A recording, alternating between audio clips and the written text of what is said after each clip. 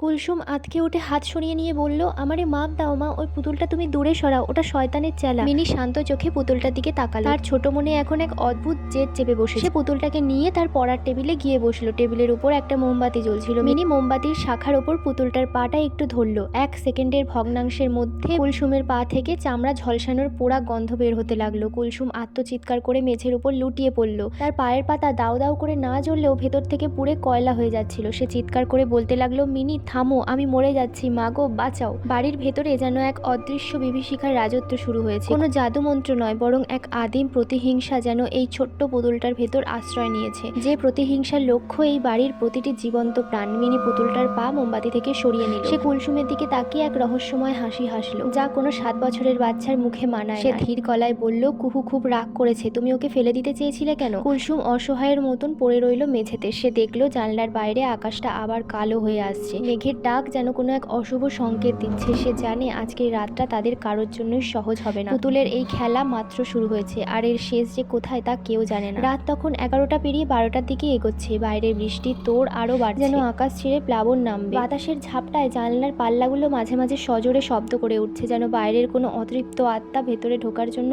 আপ্রাণ চেষ্টা করছে। দোতলার বিশাল ড্রয়িং রুমে মিনির বাবা আর মা গম্ভীর মুখে বসেছিলেন। কুলসুমের অবস্থা ক্রমশ শোচনীয় হয়ে উঠেছে। ডাক্তার দম্পতি তাদের অভিজ্ঞ চোখ দিয়েও মেলাতে পারছে কিভাবে কোনো বাহ্যিক আঘাত ছাড়াই চামড়া এভাবে ঝলসে যেতে পারে বা গভীর ক্ষত তৈরি করতে পারে। মিনির বাবা ডক্টর সাইম কুলসুমের জ্বর মাপতে গিয়ে অবাক হয়ে দেখলেন থার্মোমিটারের পারদ অস্বাভাবিক দ্রুততার বাড়ছে। তিনি কুলসুমের কপালে হাত দিয়ে আটকে উঠলেন, এত তাপ, শরীরটা তো আগুনের মতন জ্বলছে, অথচ ওর হার্টবিট অনেক কম আসছে, এটা তো কোনো স্বাভাবিক ইনফেকশন না। কুলসুম তখন আচ্ছন্ন হয়ে কাতরাচ্ছে, আর অবশ ঠোঁট থেকে একটা নামই বারবার বেরোচ্ছে, পুতুল, কুহু, ওরে সরায় দাও, ও আমারে খায়া ফেলবে। মিনির মা নীলা ড্রয়িং রুমের কোনায় মিনির দিকে তাকালেন। মিনি সোফায় বসে কোলে সেই কুৎসিত পুতুলটা নিয়ে নিবিষ্ট মনে তাকিয়ে আছে। বৃষ্টির আলো আধারিতে মিনির চোখে মণিগুলো যেন অস্বাভাবিক বড় দেখাচ্ছে। সে পুতুলটার চুলে আলতো করে হাত বোলাচ্ছে। নীলা এগিয়ে গিয়ে বললেন, মিনি সোনা, অনেক রাত হয়েছে, পুতুলটা এখন ড্রয়িং এ রেখে ঘুমোতে চলে যাও। মিনি মাথা তুলল, ওর মুখে সেই ধীর স্থির হিম শীতল হাসি। না মা, কুহু এখন ঘুমাবে না, ওর খুব কষ্ট হচ্ছে,